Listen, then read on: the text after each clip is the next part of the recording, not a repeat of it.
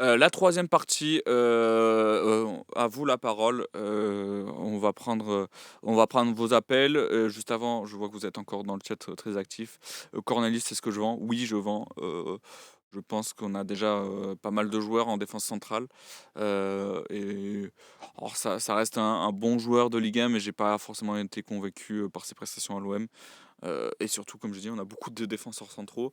Devant lui, je garderai par exemple, Babo Meïté. J'ai vraiment envie de voir ce que ça va donner, à l'OM la saison prochaine, pardon.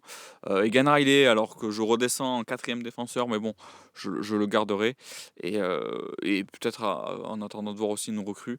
Mais pour le coup, Heu, Cornelius, je suis pas forcément convaincu par son apport, à l'OM, et surtout je l'ai pas trouvé excellent avec le Canada cette saison. Je préfère quand alors, Charlie Goyard qui est pas forcément d'accord, mais c'est le jeu aussi. Je préfère Cornelius à Egan Riley qui a été catastrophique la saison passée.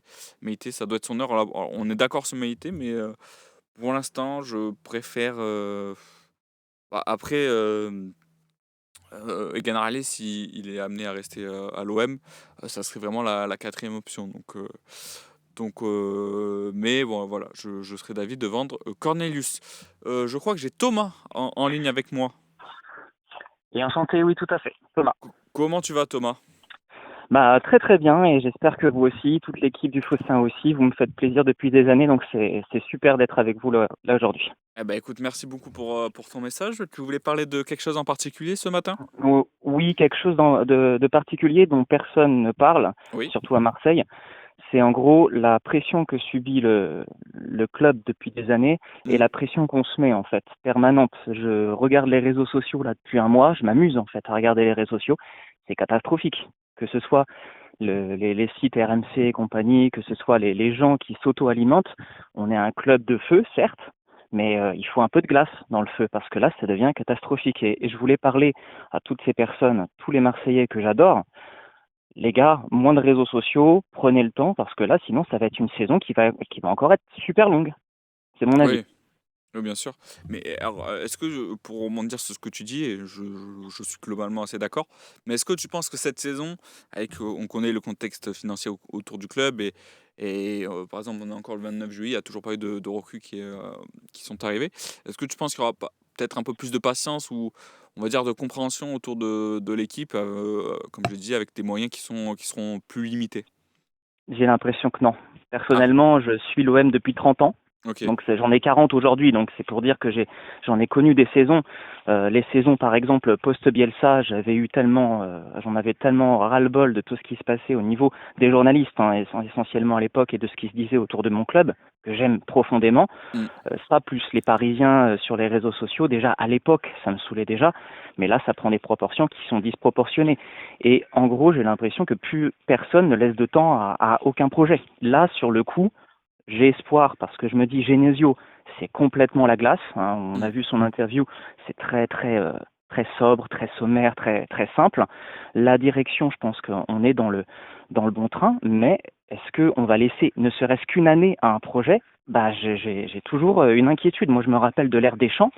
On a laissé 1 an et demi à Deschamps avant limite de le sortir. C'est triste, mais ça représente un peu notre club qu'on aime tant, et je pense qu'il faut réellement qu'on arrête déjà avec une partie des réseaux sociaux, qu'on se calme et qu'on écoute juste le Phocéen le matin, ça suffit largement. On est tellement fous. Moi, il y a encore 2 semaines, matin, midi, soir, j'étais sur les réseaux sociaux. C'est pas normal. On devient taré avec notre club.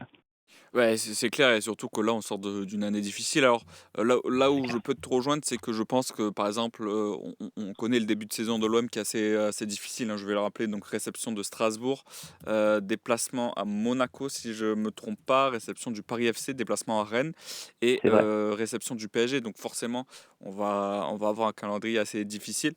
Et en cas de mauvais résultat, je pense que là, je peux te rejoindre. On peut sentir une pression assez rapide, mais toi, voilà, tu plutôt confiant sur cette saison? Quelles sont un peu tes perspectives pardon, pour cette nouvelle saison? Alors moi, je vais surprendre tout le monde, mais moi, je suis très confiant. C'est-à-dire que dans un club où tout va mal, il Hmm. faut voir un petit peu les dernières années, c'est toujours le moment où Marseille va mal qu'il y a une résurrection un peu comme le phénix, tu vois, le feu, et d'un seul coup, ben, tout repart à zéro et les meilleurs projets se sont construits à ce moment-là. Donc moi, je suis très très confiant, surtout qu'on a des joueurs, donc plus personne ne mise sur Balerdi, par exemple, je vais me faire incendier dans les commentaires, c'est sûr, mais moi, par exemple, Balerdi, je lui donne une saison de plus si son Ok. contrat est signé pour un an, parce que finalement, que ce soit Medina qui a fait une très bonne Coupe du Monde à gauche, que ce soit Balerdi dans l'axe, que ce soit Naïef Aguerd s'il revient en pleine possession de ses moyens, et que ce soit Timothy Weah à droite, pour moi, il y a juste un ailier droite à recruter et à virer le milieu de terrain et à se recentrer sur la jeunesse. On a des armes, on n'est pas à la masse, hein, comme la plupart des gens le disent. On a besoin de restructurer ce club en profondeur. On a été un peu fou avec Longoria qui a fait du Longoria, il a fait du sensationnalisme parce qu'il a deux, c'est ce qu'on demandait, c'est ce que les Marseillais demandent, tu vois, du sensationnalisme. Et, et, et Revenons sur quelque chose de plus pragmatique.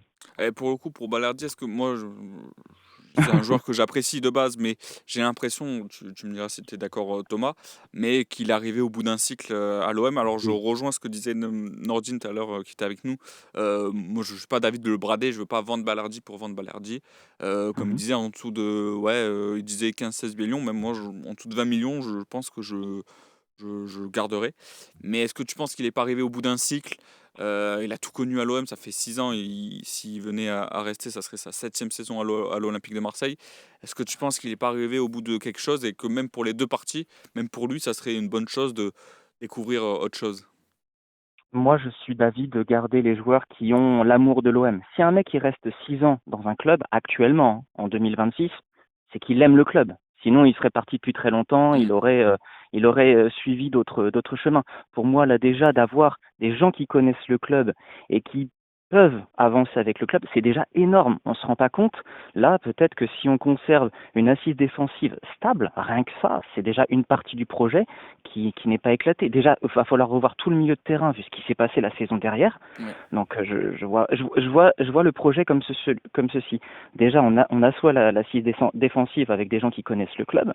On remet en place un gros milieu de terrain parce que pour moi, il manque un très gros milieu de terrain. D'ailleurs, Balerdi, je le mettrai en milieu de terrain depuis des années. Je le dis Mm. à chaque fois parce que ça me saoule de voir quelqu'un balle au pied qui avance aussi avec autant de force et finalement qu'il est derrière. Derrière, il fait que des cagades. Donc à un moment donné, il va falloir commencer Ouais. à repenser un peu Balerdi aussi. Et une fois qu'on aura un milieu bien repensé, selon moi, on va être monstrueux. Mais après, c'est que mon avis, hein, c'est le football. Hein. Et dernière question avant de prendre un autre auditeur, est-ce que pour revenir un peu, ça a été un peu le fil rouge de cette émission, est-ce que tu as vu les déclarations de Bruno Genesio hier en conférence de presse? Oui, oui, Et, je les ai lues. Je et les ai si lues, oui, elles sont super. qu'est-ce que tu en as pensé, toi, d'un regard extérieur? Est-ce que tu as été rassuré? Est-ce que tu as aimé son discours de, comme on disait, de prudence, mais aussi on sent quelqu'un d'assez serein dans sa façon de s'exprimer? Voilà. Qu'est-ce que t'en as pensé? C'est lui, moi c'est lui et Lorenzi qui me rassurent le plus. Le président Richard, je le connais pas.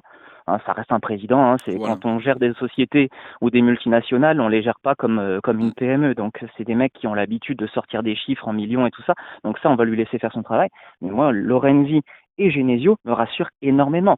Enfin, à un moment donné, faut bien se rappeler, on avait Pablo Longoria, donc le feu. Il s'est excité sur son banc tout le temps. Je l'adore, hein, mais trop le feu. Benassia, le feu. De Zerbi le feu. À un moment donné, ça crame. C'est normal que ça crame. Il y a trop de passion.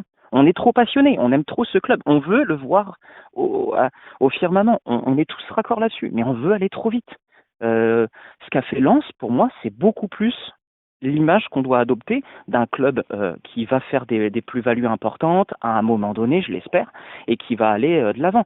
On veut rivaliser avec le Paris Saint-Germain. On va être clair, hein, je le dis pour tous les auditeurs, le Paris Saint-Germain ne nous regarde plus dans les yeux depuis plus de 5 ans. Moi, j'avais des amis parisiens parce que je travaille dans une société à Paris. Mm.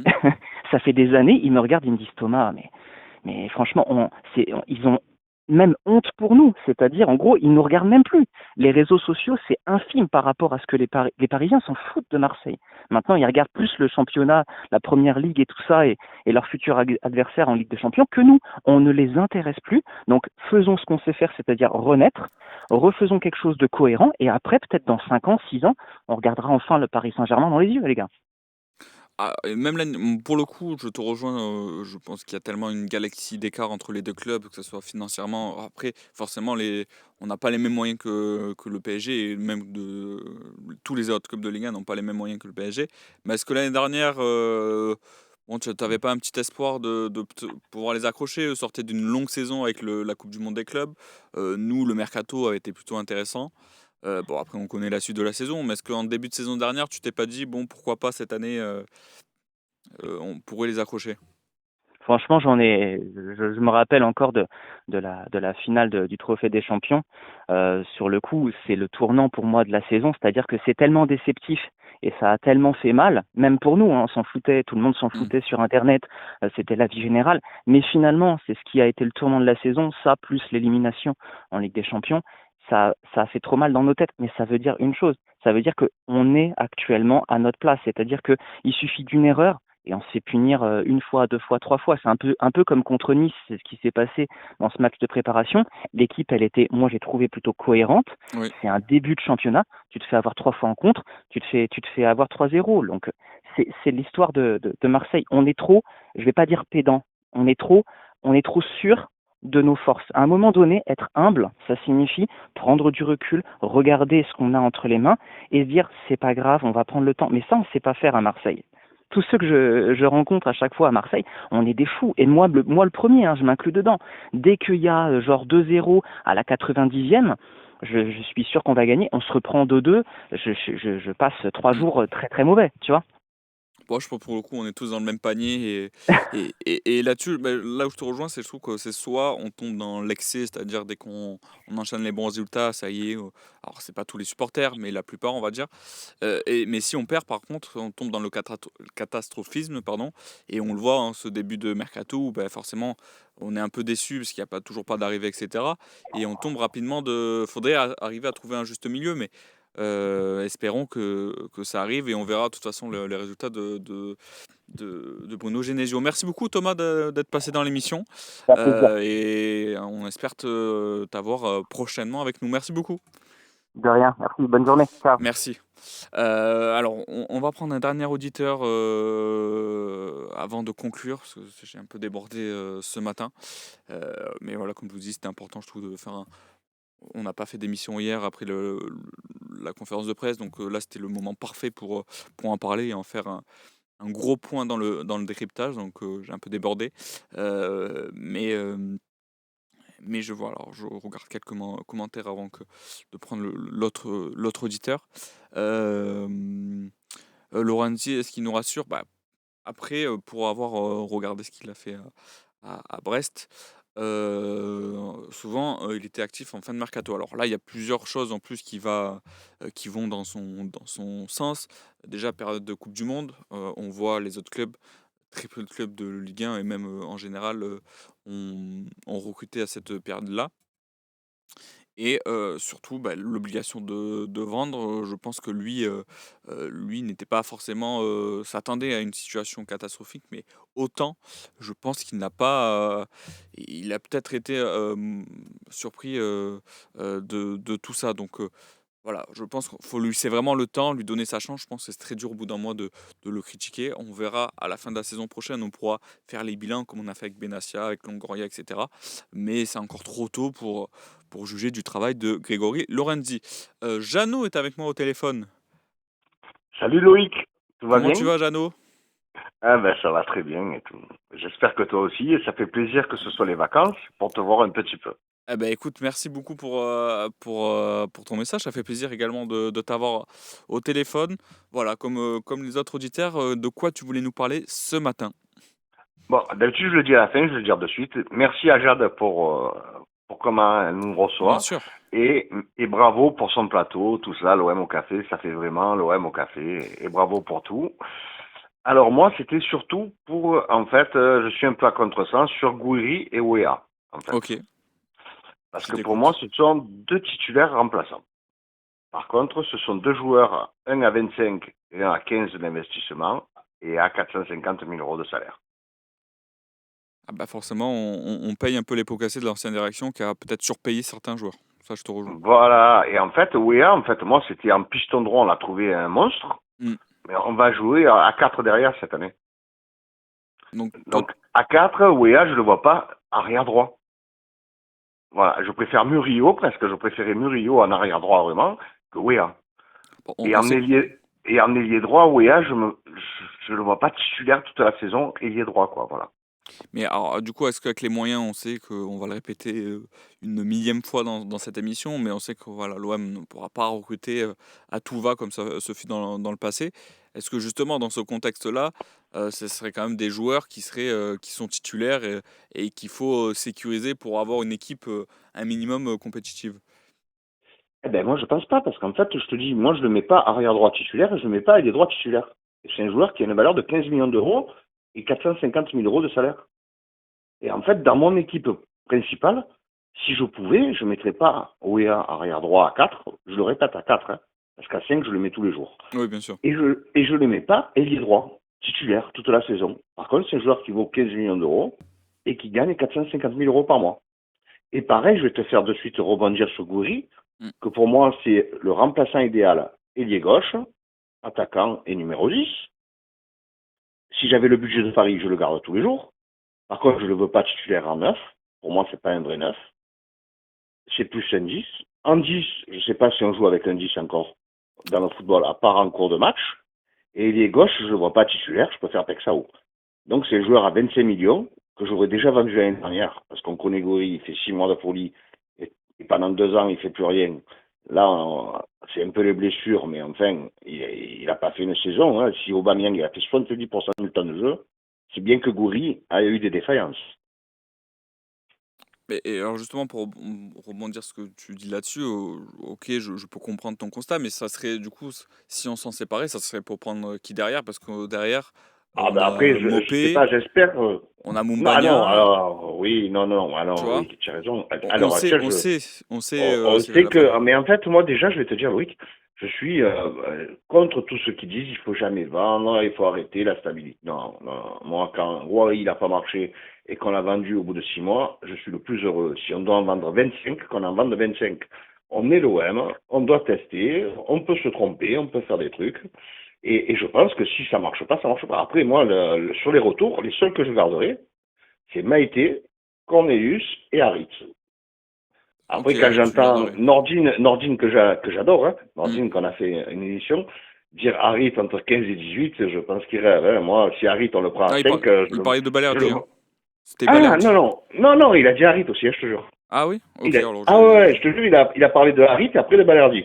Alors, Balerdi, toi, bon, j'aimerais le vendre à 20 millions d'euros parce que je pense qu'il a fait le tour. C'est pas que je l'aime pas, hein, mais je pense qu'il a fait le tour et malheureusement, il a enlevé le brassard l'année dernière, il a été blessé, tout ça et tout, et c'est pas un rongier dans la tête, hein, que je regardais par contre, hein, et je pense que Balerdi il a fait le tour. oui, donc toi, c'est des joueurs sur lesquels tu compterais plus l'année prochaine, c'est ça? Ben, je veux dire que si on doit faire un ménage, salaire, tout ça et tout, j'aimerais quand même que mon 11 titulaire, mon Kondogbia en premier qui part, soit quand même les plus gros salaires, quoi, en fait. Si on est en restriction, je veux que ceux qui aient le plus de temps de jeu, ce soient les 11 joueurs les plus payés, les mieux payés, quoi, voilà. Alors, je vois ce que tu veux dire, mais par exemple, si on prend la grille actuelle, ça veut dire que tu voudrais un Kondogbia titulaire, parce que Ah non, Kondogbia, je veux le partir depuis 2 ans. oui, bah, Il pour a, le coup, il a déjà eu, il a déjà eu. Par contre, moi, je supplierais De Zerbi, qui nous a ruiné le club avec Benatia en 2 ans. hmm, De Zerbi, qui voulait prolonger Kondogbia. Il a dit, moi, je le garde, je le prolonge. Moi, j'aimerais qu'il y ait un journaliste qui l'appelle et qui dise, tiens, Tottenham, Kondogbia, on te le vend 2 millions d'euros, c'est ton bébé, tu veux le prolonger, prends-le avec le merde que tu m'as fait. Et je pense que, voilà, De Zerbi, s'il a des couilles, il nous prend Kondogbia. Voilà. ah, on aimerait tous que ça arrive, hein, mais j'y crois malheureusement pas, parce que comme je disais, je vois quasiment aucun club qui serait prêt Ah à ben, faire. personne ne le veut, hein, mais nous, on veut le vendre depuis 3 ans. C'est lui qui nous l'a fait garder. Hein. Ouais, ouais, c'est clair. Mais oui, je vois malheureusement pas grand monde nous acheter Kondogbia, Bah, surtout au après, salaire. Tottenham, si on pique un peu de Zerbi, Tottenham, ils ont des sous, la première ligue. Ça va, si Ah on oui, vend oui, 2 c'est sûr, millions mais bon, d'euros, ils on sont lui pas dit là c'est pour. ton bébé, il te fait le jardin, il te fait tout et tout, on lui vend, tu vois, le pack, on lui vend. Voilà.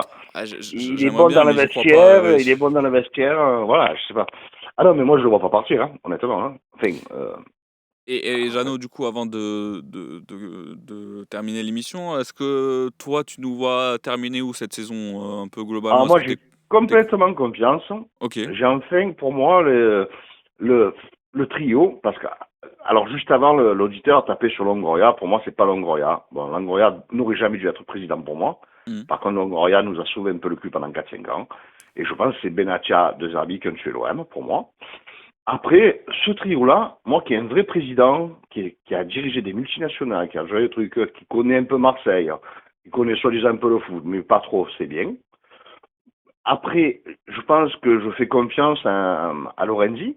Lorenzi, ça fait 10 ans qu'il se bat avec Brest, donc il connaît quand même un peu le système des transferts. Je veux dire, voilà. Ça fait 10 ans qu'il fait les transferts. Donc, je pense qu'il connaît un petit peu. Et j'aime pas, mais c'est un bon entraîneur. Voilà. Je pense que c'est un très bon entraîneur. Et qui, lui, va euh, prendre le meilleur de notre effectif, j'espère. Bah écoute, j'espère qu'on sera sur une bonne saison. Merci Jeannot de nous avoir appelé ce matin. Je Ça peux dire fait. un dernier truc, Loïc? Oui, bien sûr, bien sûr. Alors, par contre, des fois, j'entends, bon, on a vendu euh, Greenwood et tout, c'est un scandale, 30, 35. Moi, j'aurais attendu, j'aurais pas attendu. Alors, je pense que quand même, Lorenzi, qui vient d'arriver, le président, la nouvelle directrice et ma courte, se sont pas dit, on va se débarrasser de Greenwood, on a des trucs, c'est des mecs qui brassent des millions.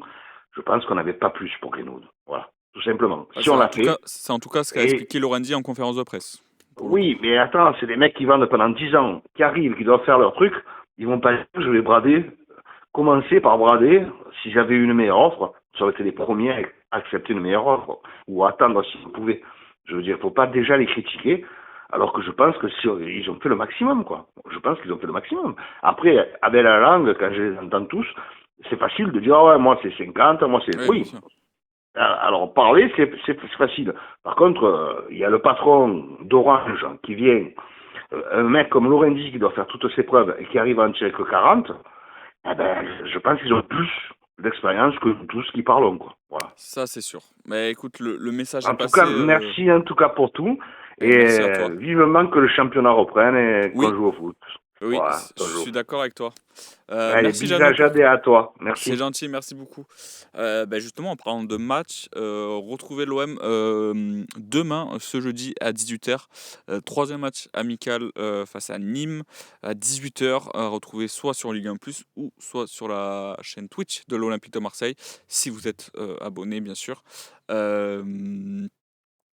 Euh, voilà, vous retrouverez, bien sûr, on vous fera un compte rendu du match, on fera pas mal d'articles sur ça, et vous retrouverez vendredi Sébastien Volpe à la présentation de l'émission pour peut-être, sûrement, débriefer ce troisième match amical. Donc voilà, merci à tous d'avoir été présents. Je remercie encore une fois Nordine d'avoir participé à l'émission, et on se retrouve très vite. Restez connectés sur le Phocéen. Bon appétit à tous.